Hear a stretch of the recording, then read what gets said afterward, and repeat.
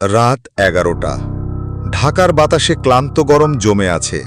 আমি ছাদে বসে আছি, সিগারেট ধরানো, চারপাশ নিস্তব্ধ। হঠাৎ চোখ আটকে গেল পাশের বিল্ডিংয়ের ছাদে। 3 জন যুবক লাফালাফি করছে। মনে হচ্ছিল যেন উদযাপন করছে কোনো অজানা উৎসব। তারপর হঠাৎ 3 জনই একসাথে ছাদ থেকে ঝাঁপ দিল। হাত থেকে সিগারেট পড়ে গেল। মুখ থেকে কোনো শব্দই বের হচ্ছিল না, শুধু এক পশলা চিৎকার। দৌড়ে নিচে নামলাম। মানুষের ভিড়, কান্নার শব্দ, তুমুল অস্থিরতা। 10 তলা বিল্ডিং থেকে পড়ে কেউ বাঁচে না। 3 জন তরুণ একসাথে। পুলিশ এসে আমাকে ডেকে নিয়ে গেল থানায়, কারণ আমি প্রত্যক্ষদর্শী। তারা আত্মহত্যা বলেই ধরতে চাইছে না। আমি শুধু বলেছি তারা নিজেরাই লাফ দিয়েছে। 3 ঘন্টা ধরে একই কথা বলেছি। তারপর ছেড়ে দিয়েছে বলে আবার ডাকা হবে। 3 দিন পর বিকেলে আবার ছাদে বসে আছি। এবার ডান পাশের বিল্ডিং। 4 জন প্রৌঢ়। তাদের আচরণ অদ্ভুত, কিছু একটা নিয়ে তর্কতর্কি, অথচ কোনো আওয়াজ নেই। তারপর চোখের সামনে তারা নিজেদের ইচ্ছেতে লাফ দিল ছাদ থেকে। গায়ের লোম খাড়া হয়ে গেল। আবার ছুটে নিচে। 4 জনের নিথর দেহ। পুলিশ এবার সন্দেহের চোখে দেখতে লাগলো আমাকে। থানায় গেকে ঘন্টার পর ঘন্টা জেরা। আপনার সঙ্গে তাদের কোনো শত্রুতা ছিল? আপনি কি হিপনোটাইজ করেন কাউকে?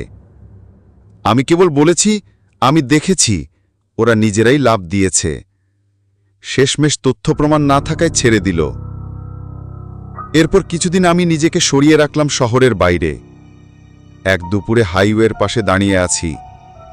ঝুম বৃষ্টি, গাড়িগুলো ছুটে চলছে আমার পাশ দিয়ে। হঠাৎ হার্ট ব্রেক। একটি বাস খাদে পড়ে গেল। ভয়ঙ্কর অ্যাক্সিডেন্ট, প্রায় 20 জনের মৃত্যু।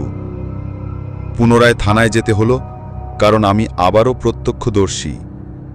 আমি কিছু করিনি। বাসটা হঠাৎ নিয়ন্ত্রণ হারিয়ে খাদে পড়ে যায়।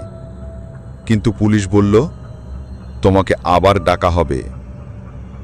কয়েক সপ্তাহ পরে অফিসে ফিরলাম। লিফটে 9 জন মানুষ, গন্তব্য 11 তলা। আমি 5 তলায় নেমে গেলাম। মুহূর্ত কয়েক পরেই লিফটের আলো নিভে যায়। লিফট ছিঁড়ে পড়ে গেল। 9 জন যাত্রীর কেউই বাঁচল না। 3 সপ্তাহে 7টি মৃত্যু আমার চোখের সামনে। কাকতাড়ীয় নাকি কোনো ছায়া পিছু নিয়েছে। গল্প বদলে যেতে লাগলো। আমি যেন মৃত্যুকে ভালোবাসতে শুরু করলাম। মানুষের মৃত্যু আমার শখ হয়ে দাঁড়ালো। একবার এক বৃদ্ধকে নিজের বানানো বিষ খাইয়ে মারলাম। অদ্ভুত শিহরণ। এরপর নদীর উপর লঞ্চে একজনকে সরাসরি পানিতে ফেলে দিলাম। আর কেউ দেখেনি। এক অদৃশ্য আনন্দ। আমি যেন ঈশ্বর। একদিন সুন্দরবনে রাতে কয়েকটি খড়ের ঘরে আগুন ধরিয়ে দিয়েছিলাম। অন্তত 10 জন ছিল ঘরে। আমি দেখতে চাইনি, শুধু আগুন ধরিয়ে চলে এসেছি। পরের সপ্তাহে এক মেয়ে, নেশায় বুঁদ। ইচ্ছাকৃতভাবে তার শরীরে অ্যালকোহল ঢেলে দিলাম। তারপর বাতাসে আগুন, পোশাকে আগুন। মেয়েটি জ্বলে উঠল চোখের সামনে। কেউ জানল না সত্য। খবরে বলা হলো সিগারেট ও মদের কারণে দুর্ঘটনা। এত মৃত্যু দেখেও মন ভরছিল না। আমি ভাবতে লাগলাম, একটা স্টেডিয়াম, একটা দালান, একটা বাস, একসাথে 20 জন 40 জন মারা গেলে কেমন হয়? হাইওয়ের পাশে আমি নিজেই একটি বিশাল পাথর রেখেছিলাম। বাস যখন ধাক্কা খেল, আমি জানতাম এই ঘটনাটি আমার পরিকল্পনায় ঘটেছে।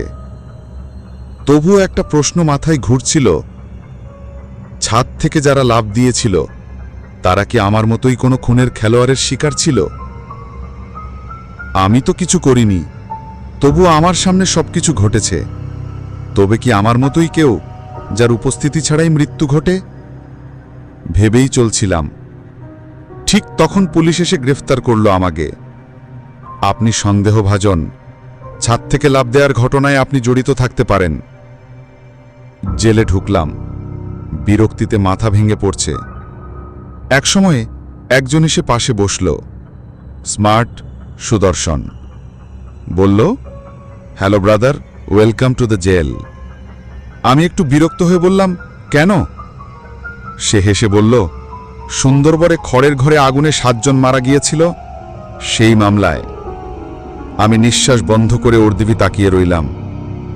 সে হেসে বলল, আপনার খুনের মামলায় আমি জেলে, আর আমার খুনের মামলায় আপনি। শেষ নয়, শুরু। এই জেলেই কি আমাদের দেখা হওয়া লেখা ছিল? নাকি এই গল্পের আড়ালে আছে আরো কেউ, আরো বড় এক খেলোয়াড়, যে আমাদের দুজনেরই নাট্যকার?